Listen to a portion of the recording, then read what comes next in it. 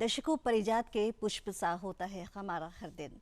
एक नई सुबह के साथ शुरू होकर दोपहर, शाम, रात और फिर कल में परिवर्तित हो जाता है।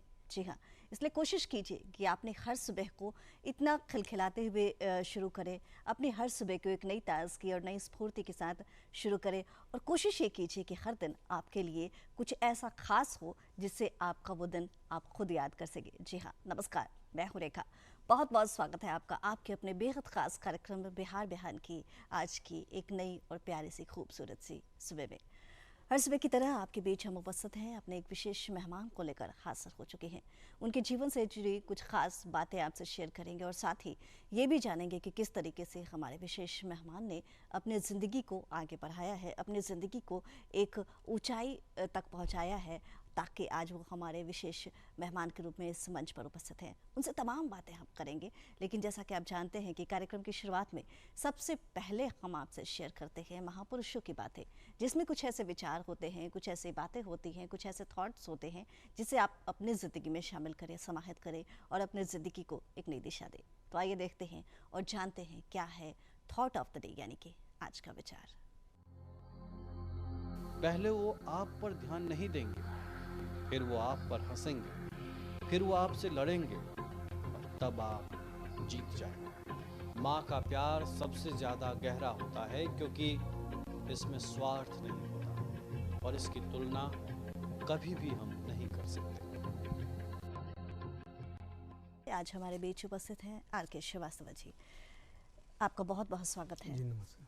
जैसा कि मैंने अपने दर्शकों को बताया था कि आज हमारे बीच विशेष मेहमान के तौर पर उपस्थित हैं रजनीकांत श्रीवास्तव जी, आर.के. श्रीवास्तव जी। आप मैथ्स से जुड़े हुए हैं, मैथ्स गुरु के नाम से जानते हैं और आपकी पर्सनालिटी की सबसे ख़ास बात जो मैं अपने दर्शकों से शेयर करना चाहूँगी कि आपका नाम the world book of record में भी दर्ज है और साथ ही आपका नाम दर्ज है इंडिया बुक ऑफ रिकॉर्ड में।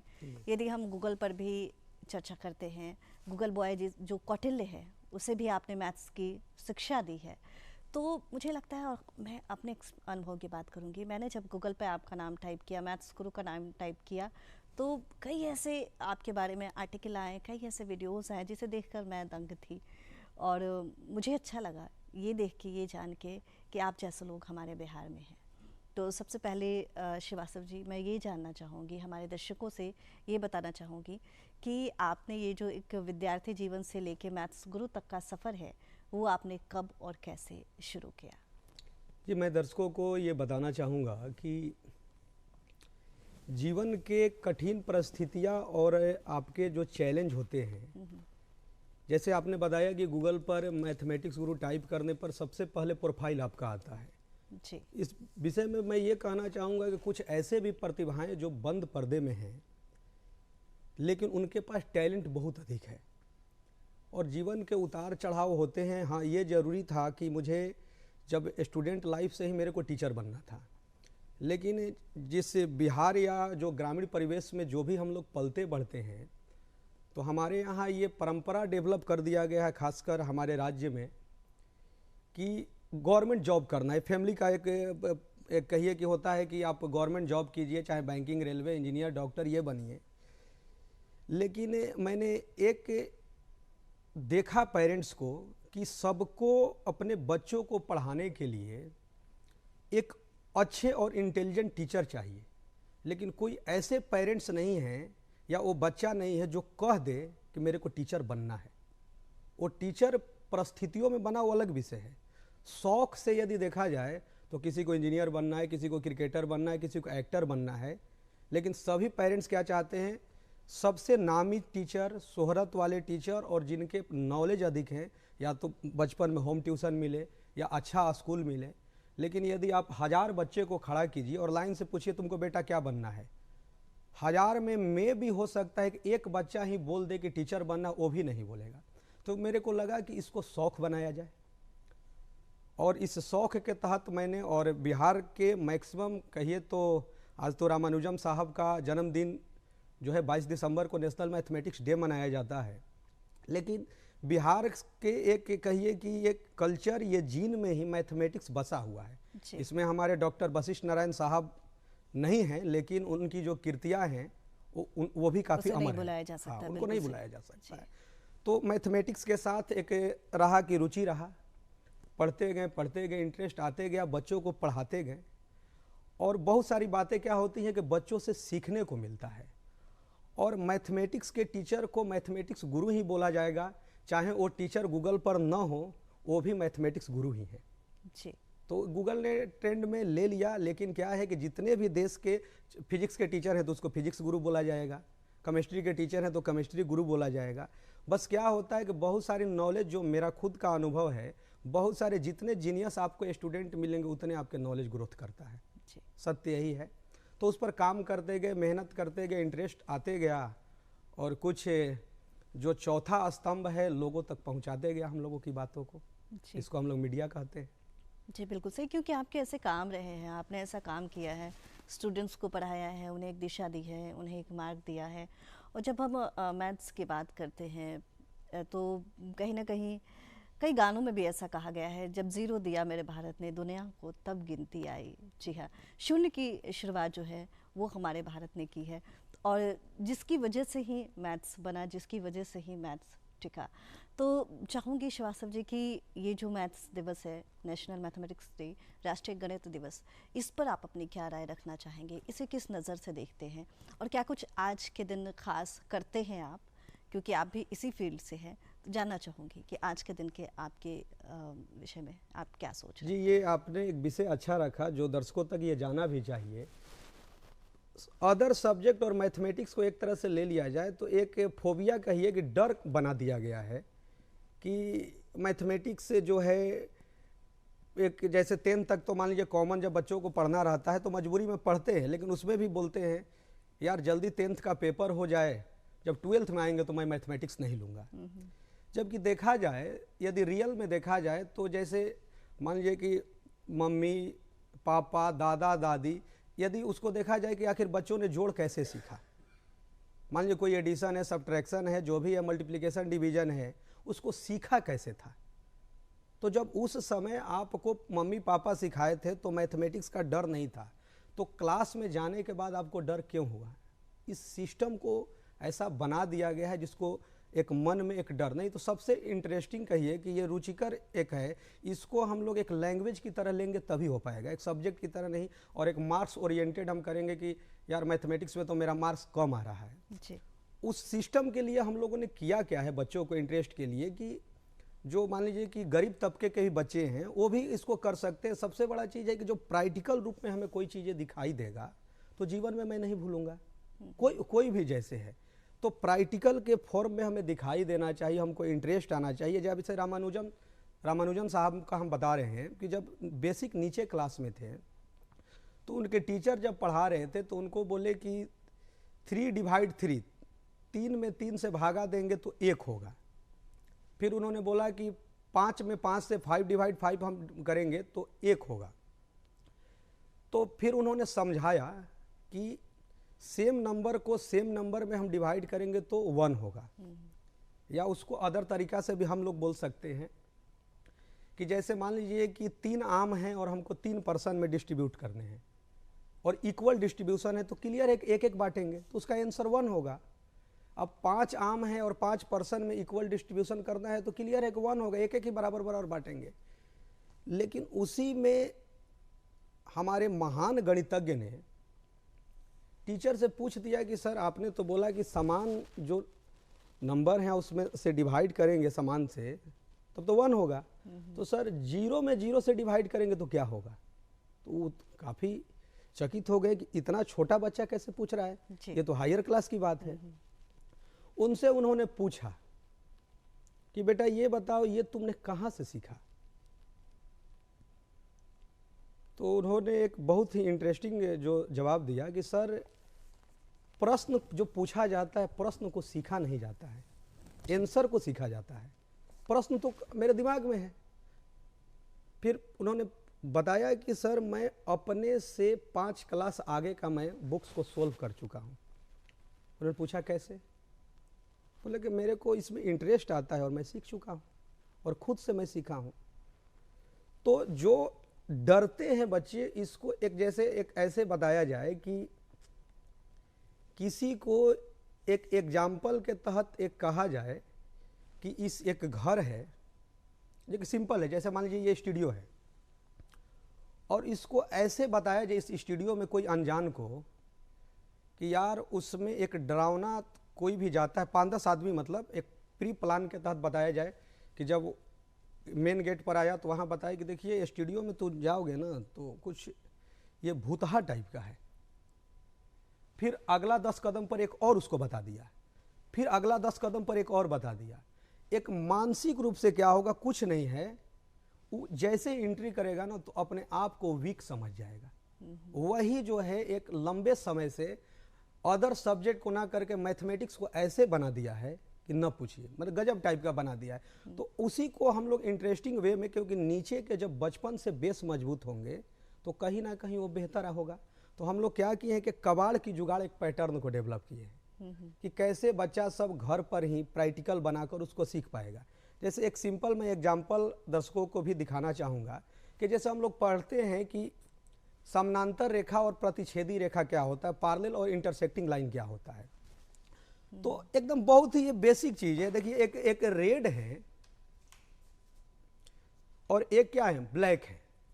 अब दोनों में इंटरेस्टिंग बात है, कुछ नहीं है, घर पर भी कोई कर सकता है। अब लड़का क्या होगा कि जो बुक से वो याद कर रहा है कि पैरेलल लाइन ये होता है, इंटरसेक्टिंग, एक रट्टू डिफिनीशन को कहिए कि वो जीवन में देख रहा है। बस उसको अब कुछ नहीं करना। ये माचिस का जो है, अब इसको मैंने धीरे धीरे नीचे ले गया। अब धीरे धीरे नीचे ले गया तो अब देखिएगा कि इसका कलर चेंज नहीं हो रहा। देखिए इसको मैं नीचे ले जा रहा हूं तो ये ब्लैक था तो ये ब्लैक ही है, और इधर रेड था तो रेड है, ठीक। और अब इसको देखना है, इसको जैसे ही मैं नीचे लाया, अब देखिएगा नीचे लाया तो ये ब्लैक वाला आप ध्यान दीजिएगा कि रेड हो जाएगा, और रेड वाला ये ब्लैक हो जाएगा। अब मैं इसको दिखाऊंगा हुआ क्या, देखिए कलर ये चेंज हो गया जी। अब कलर चेंज होने में कुछ किया मैंने नहीं है। अब इसको यदि खोलिएगा तो देखिए ये बीच में कट रहा है जी। तो बस आपको दिखा देना है कि कलर जब चेंज कर गया इसका मतलब है कि क्लियर की इंटरसेक्टिंग है। अब वो जीवन में भूलेगा नहीं कि इंटरसेक्टिंग क्या कहलाता है। अब इसको यदि ओपन कीजिएगा तो ये कहीं पर भी कलर चेंज नहीं हो रहा है, इसका मतलब ये कहीं पर ये कट नहीं रहा है, ये सिंपल है जी। अब ऐसे बहुत सारी चीज़ों को दिखाया जा सकता है। ऐसे तो प्रोग्राम जो है हम लोगों को जो भी समय मिलेगा उसमें बहुत सारे, लेकिन ये क्या है कि पूरे मैथमेटिक्स को आप प्रैक्टिकल कर सकते हैं और कुछ इसमें खर्च नहीं है। एक तरह का सिंपल वेस्ट मटेरियल से आप काम कर सकते हैं। उसकी पढ़ाई कतई नहीं रोकते हैं, चाहे विद्यार्थी का मन भले ही थक जाए, आपका मन नहीं थकता है। और पढ़ाई के उपरांत, पढ़ाई के बाद आप जो गुरु दक्षिणा लेते हैं वो गुरु दक्षिणा 1 रुपये गुरु दक्षिणा के नाम से जानी जाती है। और ऐसा कहा जाता है आपके विषय में कि रजनीकांत जी 1 रुपये गुरु दक्षिणा वाले गुरु हैं। तो इस विषय में आपकी राय, आपकी प्रतिक्रिया क्या है, ज़रूर हमसे शेयर करें। देखिए कुछ तो एक फेमिलियर कंडीशन होते हैं, जिस परिस्थितियों में आप पले बढ़े हैं तो ये ज़रूर फील होता है कि वैसे देश में बहुत सारे बच्चे हैं। क्योंकि 10th के बाद यदि देखा जाए तो कहीं ना कहीं ये होता है कि जब बच्चे जब 11th-12th में जा रहे हैं तो साइंस लिए, यदि मैथमेटिक्स लिया तो भाई उसको बीटेक करना है, इंजीनियरिंग फील्ड में IIT JEE मेन एडवांस देने हैं। बायो लिया तो उसको मेडिकल के सेक्टर में जाने, मतलब अब जो महंगे कोचिंग व्यवस्था हो गए हैं। तो कहीं ना कहीं ये देखा गया कि उस परिस्थिति के चलते हम लोग भी कभी अपने गांव से पैसा के अभाव में उस दौर में पटना नहीं आ पाए थे पढ़ने के लिए, क्योंकि कोचिंग्स के लिए रहने और खाने की सारी व्यवस्थाएं देखा जाए तो सक्षम नहीं थे। तो अब बात इसमें आता है, क्योंकि दर्शकों को ये भी जानना जरूरी है कि आप 1 रुपया में पढ़ाते हैं तो आपका खर्चा कैसे चलता है, ये तो जानना बहुत जरूरी होता है। हो सकता है आपका अगला क्वेश्चन भी यही हो सकता था जी। तो बातें ये है कि जैसे देश के अलग अलग कोने में गेस्ट फैकल्टी के रूप में पढ़ाने को मेरे को मौका मिलता है। तो जब मेरे को पढ़ाने को मौका मिलता है और बहुत सारे उस जो बड़े इंस्टीट्यूशंस हैं, तो कहीं ना कहीं ऐसे मौके मिलते हैं कि कुछ, जैसे मान लीजिए कि मेरे को हरियाणा पढ़ाने का मौका मिला, तो जो महंगे कोचिंग व्यवस्था है मैं गया तो मेरे को कुछ पैसा मिला। तो अपने जो मेरे को जो रोहतास है, विक्रमगंज, चाहे जहाँ भी, जैसे ऑनलाइन सेक्टर में भी मेरे को काम करने का मौका मिलता है, तो उसमें क्या होता है कि आप तो कहीं से पैसा कमाएं, लेकिन अब अपने बिहार के बच्चों के लिए तो आप अदर राज्य से जहाँ भी महंगे इंस्टीट्यूशन से आपको मिला, लेकिन जब अपने परिवेश के जो बच्चे हैं और उसी जगह से आपको उन बच्चों का, गरीब जैसे सब्जी बेचने वाले के भी बच्चों को हमने इंजीनियर बनाया, जी। पान बेचने वाले भी बच्चे हैं, मजदूर के भी बच्चे हैं। अभी बनारस में ही मेरा स्टूडेंट है, सब्जी विक्रेता का बेटा जो है वो एसडीओ है, मतलब इलेक्ट्रिकल डिपार्टमेंट बिजली विभाग में एसडीओ लड़का है इंजीनियरिंग करने के बाद, और यही बिहार इंजीनियरिंग भागलपुर से ही पढ़ा था। तो ऐसा नहीं है कि आप जेई मेन कीजिए, एडवांस कीजिए, जो वो भी कर रहे हैं बच्चे जो बिहार इंजीनियरिंग से भी पास हुए तो गेट क्वालिफाई कर जा रहे हैं, तो वो भी जाकर अपने लाइफ में काफ़ी सक्सेस हैं। तो बहुत सारी परिस्थितियाँ भी आया था, और हम लोगों ने जो बाहर से कमाते हैं उससे हमारा परिवार चलता है, और बिहार के गरीब बच्चों के लिए जो सक्सेस करते हैं उनको फ्री में पढ़ाते हैं, और 1 रुपया हम लोग गुरुदक्षिणा लेते हैं। और कभी मेरा परिवार भी जो था, हम लोगों की घर की जो आर्थिक स्थिति थी, तो ऑटो से जो हम लोग पैसा आता था, घर में ऑटो चलता था, तो उसी से जो पैसा आता था, तो उस समय क्या होता था, 70 रुपया 80 रुपया दिन भर में आते थे। आज से सोचिए कि 20 साल का, यदि 15-20 साल पहले की बात, तो जो आपकी परिस्थितियां रहती है तो समझ सकते हैं कि आपकी शिक्षा में क्या क्या दिक्कत हुए हैं। और उस अनुभव के साथ मैंने जो स्टार्ट किया तो वो एक स्टूडेंट के द्वारा ही हुआ, क्योंकि गरीबी तो हम लोगों ने देखा। तो एक स्टूडेंट मेरे पास पढ़ने आया जो कि अभी जो है ओएनजीसी में ऑफिसर है, वो आईटी से किया, तो हिंदी मीडियम के बच्चे तो पढ़ने आए, 2-3 भाई आए पढ़ने के लिए। तो कोई होता है पढ़ रहा है, तो भाई जब मेरा 30 दिन हो गया तो मैं कहूँगा ना कि मेरा पेमेंट दो। उस समय 100 रुपया, मतलब जब स्टार्ट किए थे तब की बात, 100 रुपया मैंने रखा था। 45 डेज हो गए, मंथ तो 45 डेज के होते नहीं हैं। मैंने बोला कि भाई आप लोग पैसा क्यों नहीं दे रहे हैं, क्योंकि मेरा खुद का कहीं किराए पर रूम लिया हूँ तो कुछ देते तभी तो उसका मैं देता। तो उसमें से 2 भाई चला गया, तो हमको लगा कि पैसा मांगने पर ही पढ़ लिया 40-45 दिन, ये 2 भाग गया, 1 रुका है। फिर क्या हुआ कि वो लोग आ गया, मतलब कि 5-7 दिन के बाद अपने गांव से आया। गांव से आया तो मेरे को वो लोग 300 रुपया दिया, और जो जिस मकान में वो लोग रहता था, गांव से आया था रेंट में, तो उस मकान मालिक से मेरे को बात हुआ। तो मित्र थे, हम कहे कि ये जो आप थे वही मेरे को भेजे थे कि मैंने आपके पास, हम कहे जो लड़का आप बोले थे पढ़ने आने के लिए वो सब समय पर पैसा नहीं दे रहा है। बोले कि सर मेरा तो रेंट वो 2-3 महीना का नहीं है दिया है, लेकिन मैंने पता लगाया कि जो आपका मंथली पैसा जो दिया है, तो उसकी माता जी का कान या नाक में का जो गहना होता है और जो किराया था और खाने का, उसको गिरवी रख के वो लोग दिया है। वहीं से मेरा जो ये है ना कि ये नहीं होता कि ये सिस्टम ही, कि सोचिए कि एक तो स्वाभिमानी लड़का है, आपसे बोल भी नहीं रहा है और आपको पैसा भी दे दिया। उन्हीं बच्चों से मेरे को चोट लगा कहीं ना कहीं से। एक तो आपकी परिस्थितियां थी, तो फी भी आप कम रखे थे कि भाई अपना रूम रेंट और ये सब मैंने दे दिया जाएगा। जब उनसे ये हुआ तो हुआ कि ऐसा एक सिस्टम क्यों ना चलाया जाए। तो अचानक क्या होता है कि माइंड में आया, जब उसको कहा जा सकता है कि 1 रुपया का मतलब क्या है, 1 रुपया क्या मतलब, वो तो आप फ्री में ही पढ़ा सकते, लेकिन एक सांकेतिक रखा गया कि भाई कुछ भी तुमको गुरुदक्षिणा जो है, जो हमारी एक सभ्यता संस्कृति का परंपरा रहा है जिसको गुरुदक्षिणा बोलते हैं, तो उन्हीं बच्चों को जो ऐसा हुआ कि भाई ये तो जब गहना गिरवी, तो मैंने अगले दिन आया, पैसा लौटा रहे तो पैसा उन्होंने लिया नहीं, क्योंकि स्वाभिमानी बच्चे क्योंकि पढ़े हैं। तो हम कहें कि देखिए आगे से पैसा नहीं देना है, और तुम लोगों से ये मेरे को एक थिंक जो है एक डेवलप किया कि आगे से मैं 1 रुपया गुरुदक्षिणा प्रोग्राम को मैं चलाऊंगा। आज देखिए कुछ कोई एयरफोर्स में है, कोई ओएनजीसी में है, कोई आईआईटी से पढ़ा, कोई एनआईटी से पढ़ा, बहुत सारे बच्चे सक्सेस कर गए। तो कुछ जो आपने जैसे कहा कि मैथमेटिक्स गुरु का, बहुत सारे विद्वान भरे हैं, सबका सम्मान है।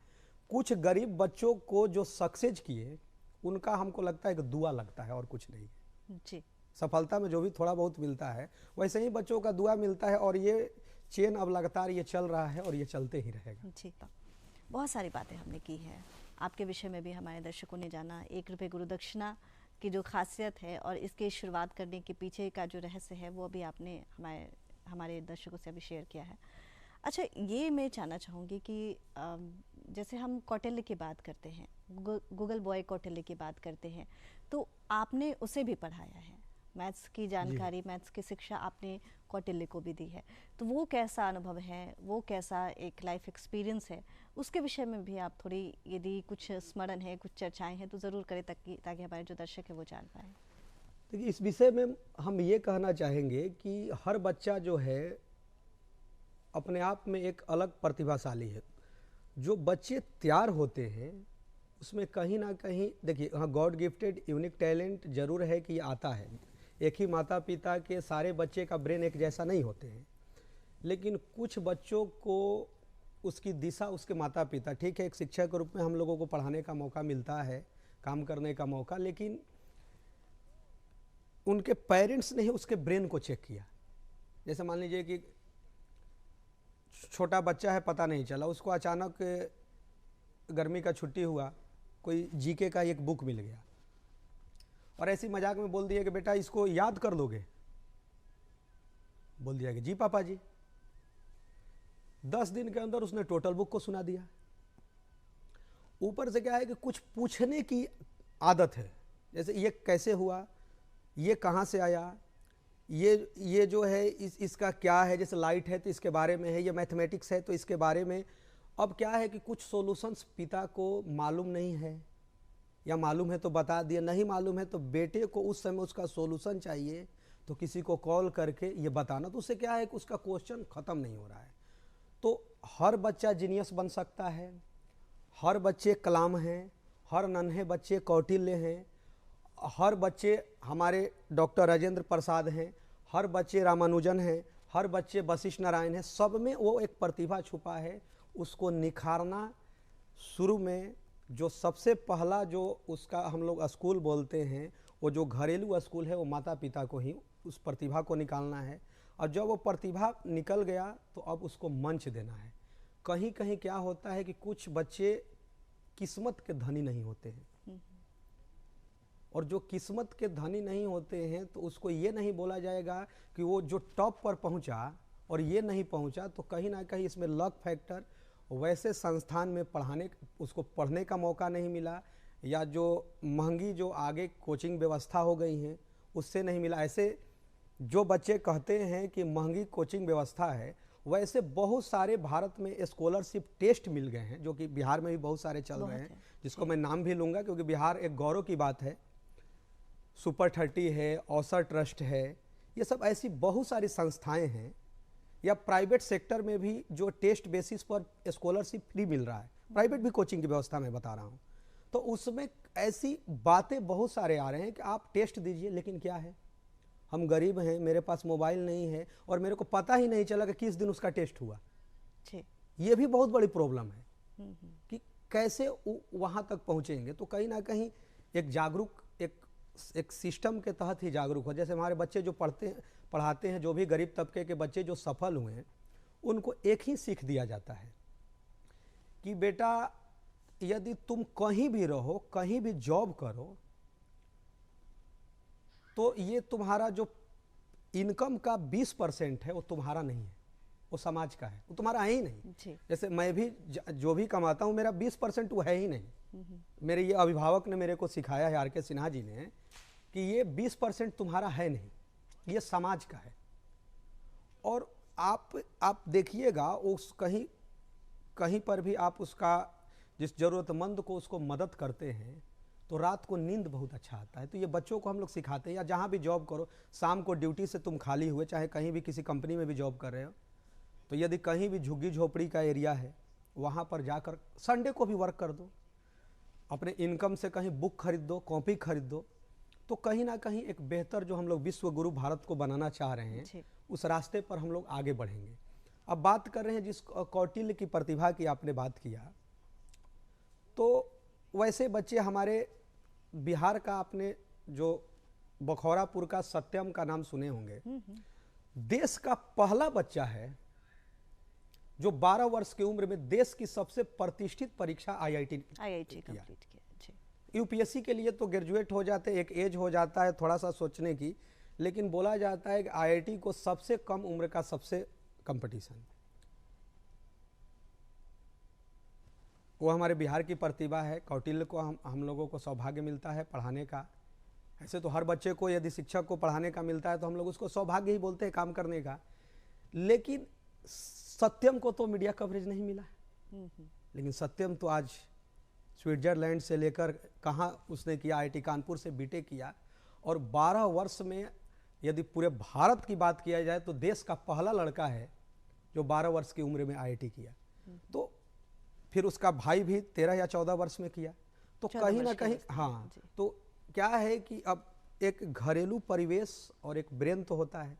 अब जैसे मैंने आपको यहाँ मैंने डिबेट में भी बताया कि उसके पास प्रतिभा है, मंच न मिली, तो कौटिल्य ये जो सत्यम के चाचा जो थे, यदि उस प्रतिभा को परख कर और जो अपने साथ उन्होंने कोटा रखा, गांव ही रह गया तो रहता। तो मैंने कैसे बताया कि आप जैसे हम लोग एग्जाम्पल देते हैं कि ये जनरेटर जो है बहुत अच्छा ये मिस्त्री बना देता है, ये टीवी जो है बहुत अच्छा ये मिस्त्री बना देता है।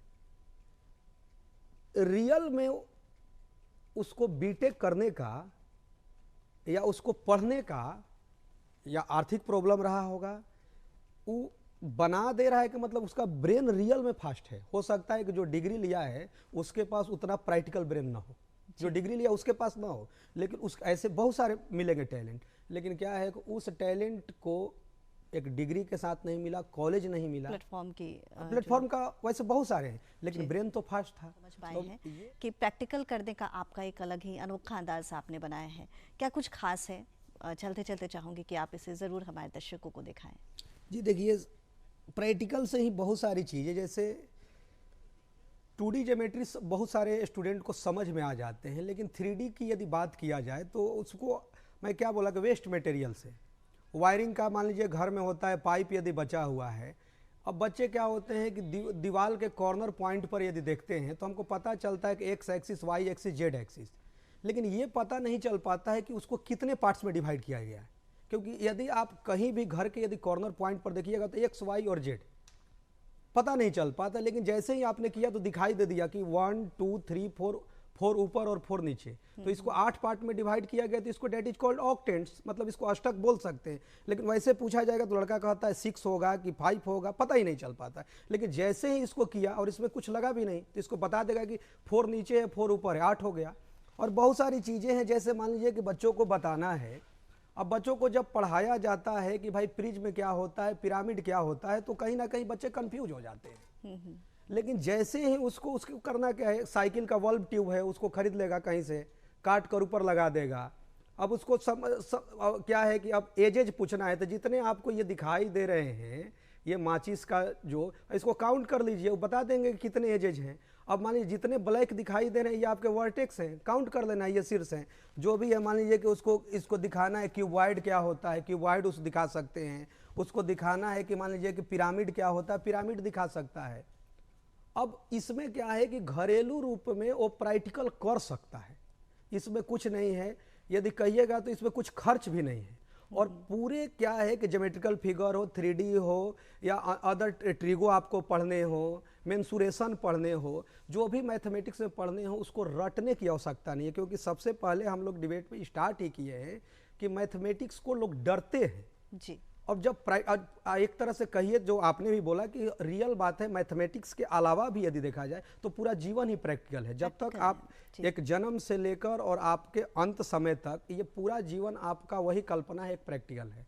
तो मैं यही लास्ट में जरूर दर्शकों से कहूँगा और अपने विद्यार्थी जो भी देख रहे हैं कि मैथमेटिक्स को जो आपके बचपन का जो पापा दादा जो सिखा रहे थे कि ये चॉकलेट काउंट करो कितना है, उस समय आपने तो काउंट कर लिया भाई, और बुक से जैसे ही आया तो मैथमेटिक्स का कैसे आपको भूत सवार हो गया कि भाई ये बहुत टफ होता है, इसमें ये मार्क्स, क्योंकि एक बना दिया गया है आपको। जब ये दिखाया गया कि भाई अब एक मान लीजिए कि एक सिलेंडर आपने ले लिया, एक आपने कोन ले लिया, तो उसको प्रैक्टिकल करके आपने दिखाया कि आखिर उसका जो वॉल्यूम होता है, मान लीजिए कि 1/3 पाई आर स्क्वायर एच क्यों होता है, तो उसको प्रैक्टिकल करके एक बालू लेकर आप डालिए ना जी, 1 बार 2 बार 3 बार डालिए।